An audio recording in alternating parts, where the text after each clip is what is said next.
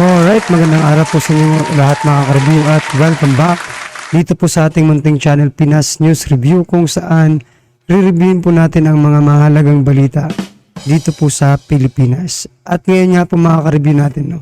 Ito po yung ating unang reviewin, no? Itong balitang ito mula po kay Lakbay Karunungan. Yan.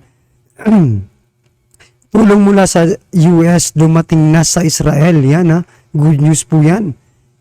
US aircraft carrier at mga fighter jets nakaposisyon na. Nako po, yari ngayon. Itong Hamas mga ka-review.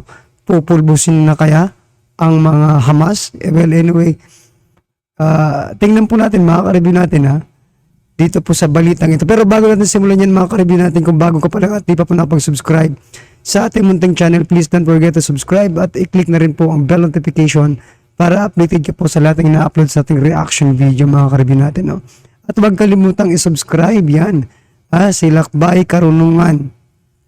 Yan mga ka-review natin, nasa description po ang full video link ng balitang ito. At yan, sabay-sama natin i-like ang video niya. Yo. Yan, ha? O, i-subscribe niyo na po. Nasa baba po yung link mga ka-review. At eto na nga mga ka-review natin, tingnan po na talaga natin kung talaga natin, no, kung at eto na ba talaga yung hinihintay ng Israel. Ito po mga ka-review natin, panoorin po natin. Advanced munition na gawang United States, inihatid na ng US Air Force sa Israel. USS Gerald R. Ford aircraft carrier kasama Grabe, ang mga ang warship at daming fighter laman ng mga jets ka-review. dumating na malapit sa karagatan ng Israel. Mga magtatangkang sumali sa gyera ng Israel at Hamas, dudurugin umano ng United States. Pangalawang aircraft carrier na ipapadala sa may Israel, balak na ring i-deploy ng US.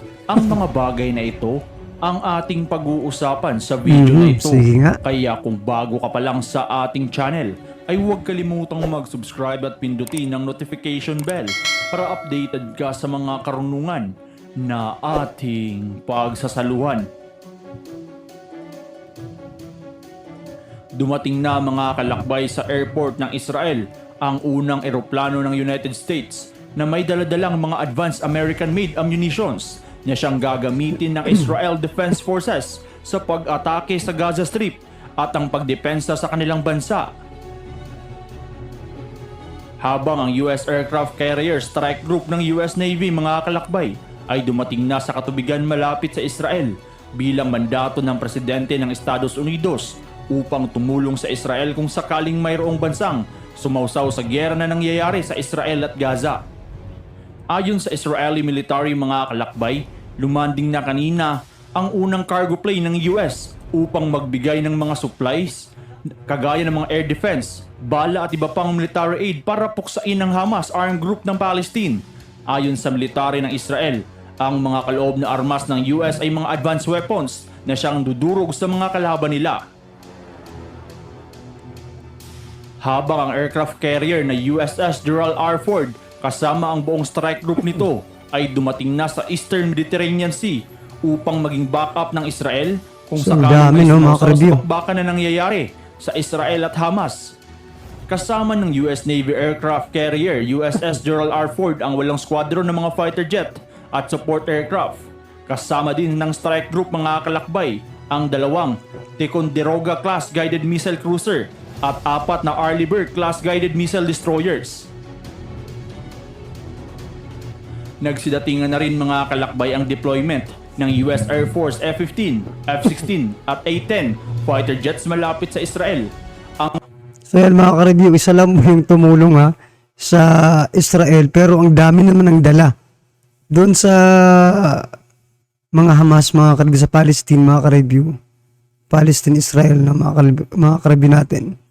Ang dami pong bansang tumulong, no? Nandun po yung mga, kaso nga lang po yung mga tumutulong na bansa, mga recognized as may mga terrorist, no, mga ka-review natin, gaya ng Syria, Lebanon at saka Iran mga ka-review.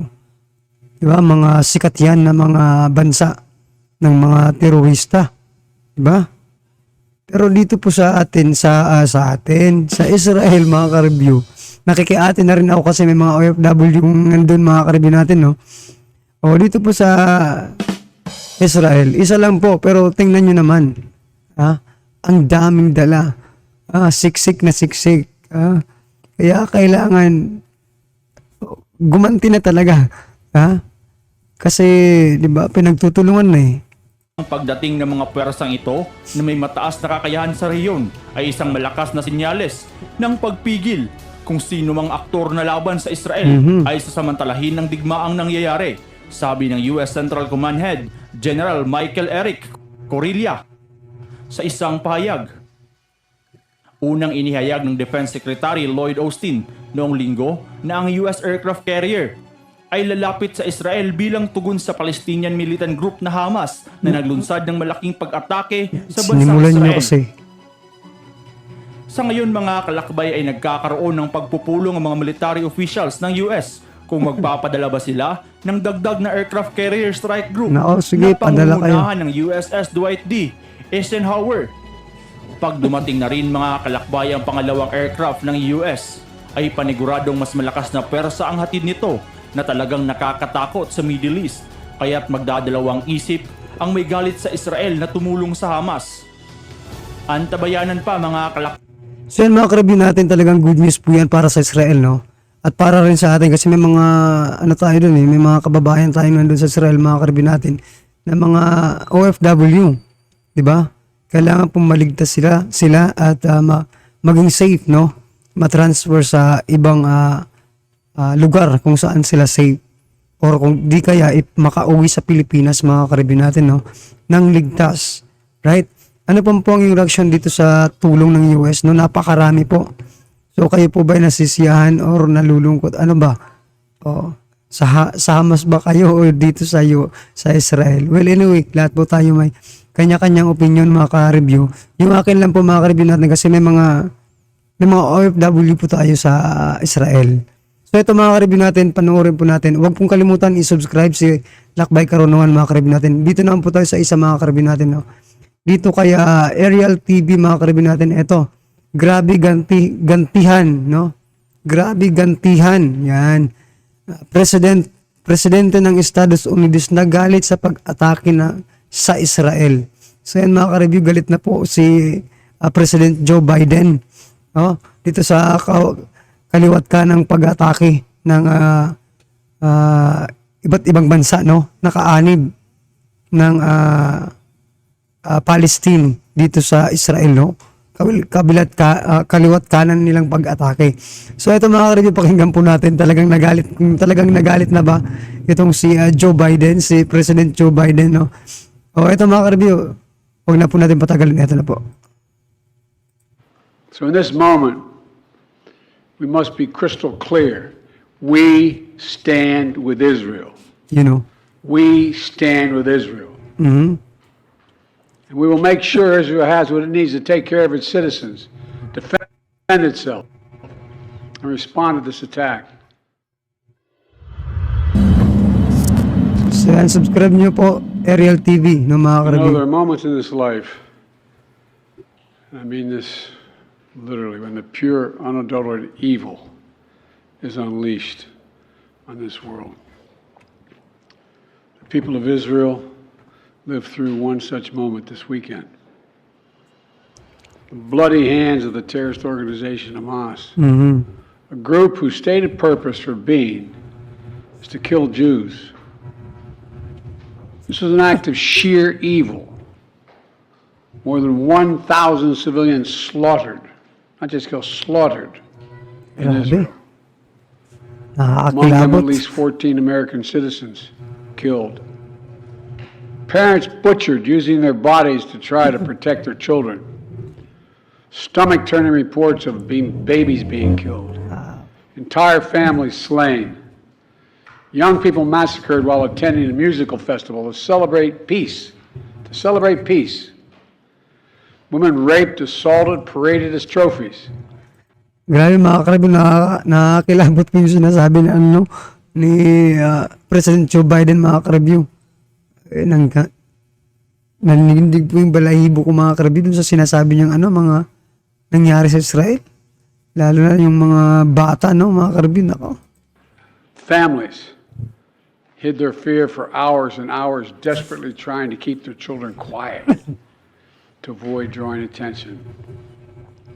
And thousands of wounded, alive but carrying with them the bullet holes and the shrapnel wounds and the memory of what they endured. You all know these traumas never go away. There's still so many families desperately waiting to hear the fate of their loved ones, not knowing if they're alive or dead or hostages. Infants in their mother's arms, grandparents in wheelchairs, Holocaust survivors abducted and held hostage. Grabe. Hostages whom Hamas has now threatened to execute in violation of every code of human morality. It's abhorrent. The brutality of Hamas, these bloodthirstiness brings to mind the worst rampages of ISIS. This is terrorism. But sadly, for the Jewish people, it's not new. This attack has brought to the surface painful memories and the scars left by a millennia of anti-Semitism and genocide of the Jewish people. So in this moment, we must be crystal clear. We stand with Israel. We stand with Israel. So yan, no? And we will make sure Israel has what it needs to take care of its citizens, defend itself, and respond to this attack. There's no justification for terrorism. There's no excuse. Hamas does not stand for the Palestinian people's right to dignity and self. So yan mga karibin, sinabi ng terorista nga itong Hamas mga karibin, no? Ni President Joe Biden. Determination. Its stated purpose is the annihilation of the state of Israel and the murder of Jewish people. They use Palestinian civilians as human shields. Hamas offers nothing but terror and bloodshed with no regard to who pays the price. The loss of innocent life is heartbreaking. Like every nation in the world, Israel has the right to respond, indeed has a duty to respond to these vicious attacks. I just got off the phone with a third call with Prime Minister Netanyahu, and I told him, the United States experience what Israel is experiencing, our response would be swift, decisive, and overwhelming. We also discussed how democracies like Israel and the United States are stronger and more secure when we act according to the rule of law. Terrorists purposely target civilians, kill them. We uphold the laws of war, the law of war. It matters. There's a difference. Today, Americans across the country are praying for all those families that have been ripped apart. A lot of us know how it feels. It leaves a black hole in your chest when you lose family. Feeling like you're being sucked in. The anger, the pain, the sense of hopelessness. This is what they mean by a human tragedy, an atrocity on an appalling scale. We're going to continue to stand united, supporting the people of Israel who are suffering unspeakable losses and opposing the hatred and violence of terrorism. My team has been in near constant communication with our Israeli partners and partners all across the region and the world from the moment this crisis began. We're surging additional military assistance, including ammunition and interceptors, to replenish Iron Dome. We're going to make sure that Israel does not run out of these critical assets to defend its cities and its citizens. My administration has consulted closely with Congress throughout this crisis. And when Congress returns, we're going to ask them to take urgent action to fund the national security requirements of our critical partners. This is not about party or politics. This is about the security of our world, the security of the United States of America. We now know that American citizens are among those being held by Hamas. I've directed my team to share intelligence and deploy additional experts from across the United States government to consult with and advise Israeli counterparts Yaring on mga hostage Hamas. recovery efforts. Because as president, I have no higher priority than the safety of Americans being held hostage around the world. The United States has also enhanced our military force posture in the region to strengthen our deterrence. The Department of Defense has moved the USS Gerald R. Ford Carrier Strike Group to the Eastern Mediterranean and bolstered our fighter aircraft presence. And we stand ready to move in additional assets as needed. Nako. Yari na. Let me say again, to any country, any organization, anyone thinking of taking advantage of this situation, I have one word: don't. Don't. Our hearts may be broken, but our resolve is clear. Yesterday, I also spoke with the leaders of France, Germany, Italy, and UK Nako. to discuss the latest developments with our European allies and coordinate our united response. This comes on top of days of steady engagement with partners across the region.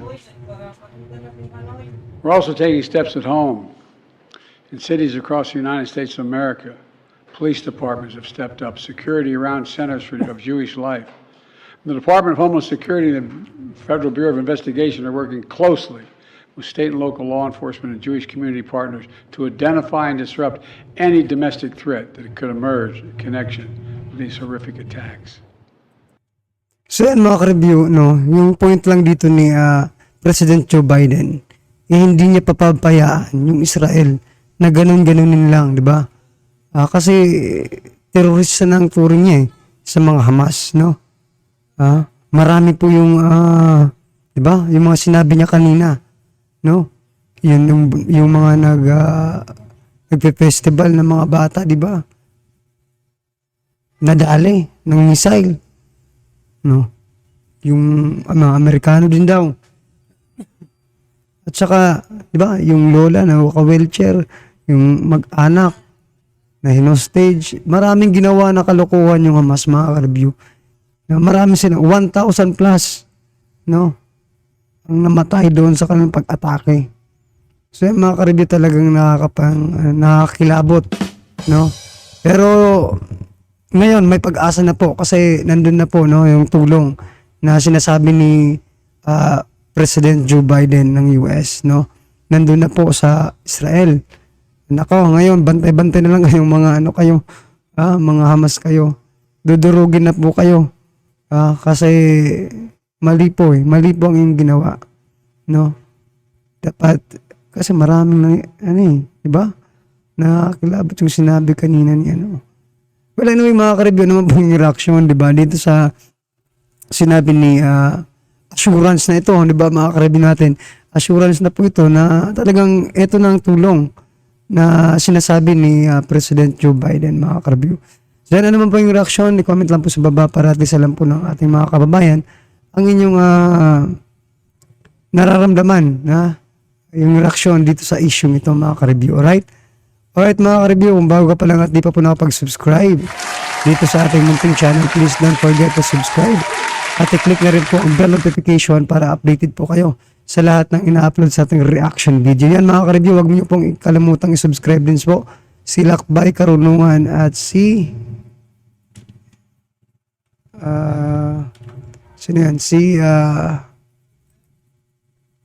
ito Ariel TV, no, mga ka-review.